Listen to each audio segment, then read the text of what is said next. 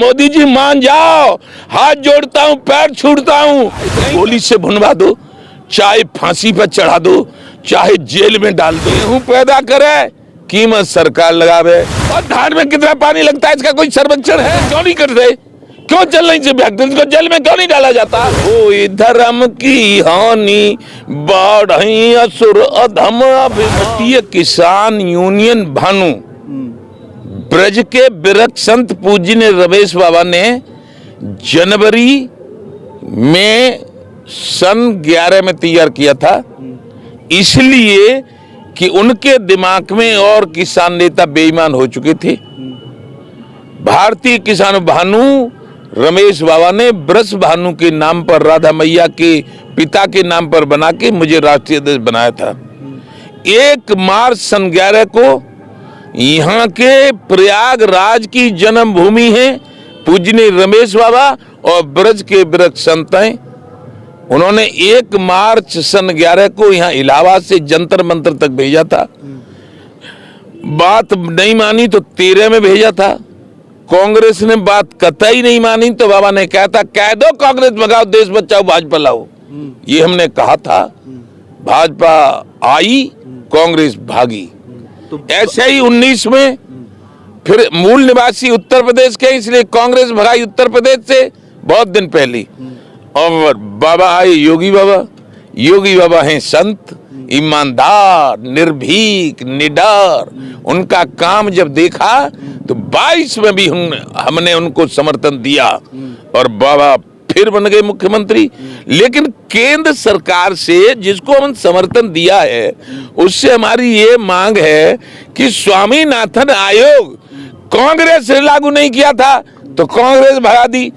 तुमको बार बार ला रहे हैं तो 80% किसान और खेतीहर मजदूर ये होता है, इसकी कुछ बात बनाओ और इसको आजाद करो। आज तो केवल इस आजादी में, केवल और केवल इस आजादी में राजनेता आजाद हैं और उद्योगपति आजाद हैं।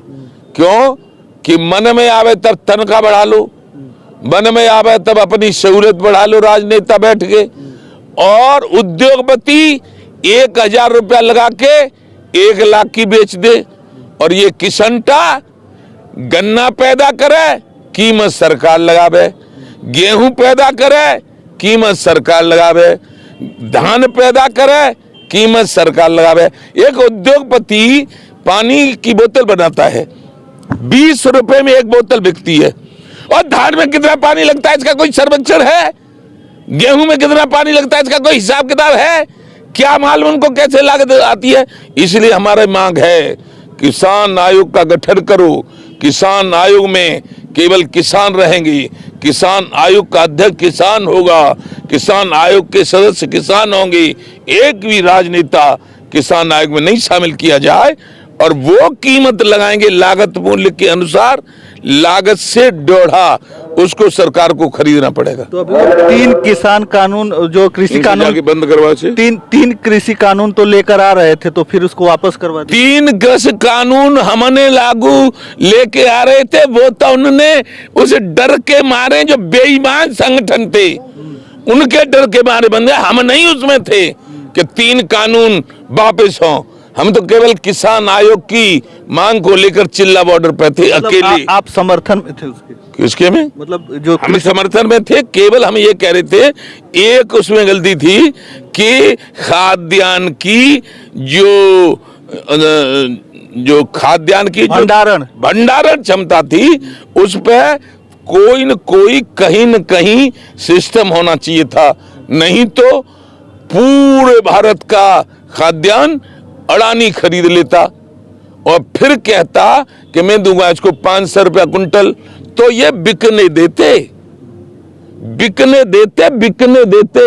या जैसे भी जो भी कहता वो उसको ये खोने देते। क्यों? कि वो अडानी उद्योगपति है।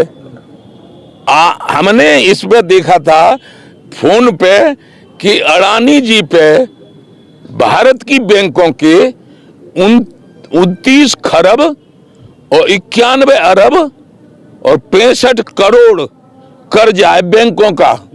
और वो अपना धंधा कर रहा है, उसको कभी सरकार न छेड़ा न बैंक छेड़े, और हम पे 2 लाख हो जाए वो रिकवरी निकल जाती है, और 1 लाख क्या 50,000 20,000 बिजली का बिल हो जाए, सो कनेक्शन कट जाता है। इसके कनेक्शन क्यों नहीं कट रहे? क्यों चल रही फैक्ट्री को जेल में क्यों नहीं डाला जाता? 29 खरब 91 अरब 65 करोड़ रुपया होता है, लेकिन कृषि प्रधान भारत को भारत के राजनेताओं ने उद्योग प्रधान बना दिया है। ये नहीं होने दिया जाएगा, ये भानु का ऐलान है। तो फिर से अब क्या चाहते हैं? हम ये चाहते हैं कि हम नोटबंदी इन्होंने की थी, एटा, फिरोजाबाद, मथुरा, अलीगढ़, आगरा आलू वालू क्षेत्र है। 3 साल आलू फेंका था, 300 किसानों ने आत्महत्या की थी। ये योगेश प्रताप छोटा पुत्र है हमारा, बड़ा पुत्र ओम प्रताप सिंह ब्रज के ब्रजचंद जिनकी जन्मभूमि यहाँ है, वो ब्रज के भगवान है, उनके आदेश का पालन करता था। उसने 2500 बिया आलू पट्टे पे लेके किए थे। 3 साल आलू फेंका, 100 घोड़ी थी हम पे, 72 गायें थी, 75 भैंसें थी, सब बिक गई, उसकी गाड़ी बिक गई। 24 जनवरी सन 18 को उसने इसलिए आत्महत्या कर ली थी कि 17 में कहा गया था कि कर्जे माफ हो जाएंगे। यदि कर्जे माफ हो जाते किसानों के तो किसान नहीं मरते। 300 किसान वो आत्महत्या कर ली, और उसने 24 जनवरी सन 18 सुबह 7:30 बजे उसने भी आत्महत्या कर ली। क्या समझे? तो अब हम चाह रहे हैं कि कब से कब तूने नोटबंदी कर दी, सब कुछ कर दिया, अब केवल किसान आयोग का गठन करके किसानों को फसलों के दाम अपने आप तय करने का तो अधिकार दे दो। प्रधानमंत्री जी, पूरे विश्व में घूमने से तुम बहुत यशस्वी हो गए हो, और अपने देश का किसान आत्महत्या करता है। आध घंटे में एक किसान को आत्महत्या करनी पड़ती है इस समय। क्यों? कि वो कर्ज में डूब गए। एक बात बताइए, सन 1967 में भारत के किसान नेता, महान नेता चौधरी चरण सिंह ने गेहूं खरीदवाया था 76 रुपए कुंटल। उस समय प्राइमरी के अध्यापक को मिलती थी 70 रुपया तनख्वाह। आज 70 की जगह पे मिलता है उसको 1.25 लाख, और 76 की जगह पे भी 2000 नहीं हो पाए। ये किसानों के साथ अन्याय नहीं तो और क्या है? और सब चीजों की कीमत ऐसे ही बढ़ी है, चाहे ट्रैक्टर हो, चाहे पुली हो, चाहे पटा हो, चाहे खाद हो, चाहे बीज हो, और किसान की कोई सुनता ही नहीं। तो जब जब हो धर्म की हानि, बढ़ई असुर अधम अभिमानी, तब तब धर प्रभु विविध शरीरा, हरहि कृपा निधि सज्जन पीरा। त्रेता में अन्याय किया था रावण ने। रावण कोई राक्षस नहीं था, उत्तम कुल पुलस्त करनाती, शिव बिरंच पूजे बहुभांति। लेकिन जब सोने की लंका मिल गई तो राक्षस पुन आ गया, प्रभुता पाए काय नहीं मानी। मैं तो यही कहूंगा, मोदी जी मान जाओ, हाथ जोड़ता हूं, पैर छूटता हूं, नहीं तो फिर हम ये कहेंगे तुम में भी राक्षस प्रवृत्ति आ गई है। तो किसान आयोग का गठन हो जाएगा तो सारी समस्या का हल हो जाएगा। किसान आयोग का गठन हो जाएगा, किसान अपनी कीमत अपने आप लगाएगा। एक है साधे सब सदे।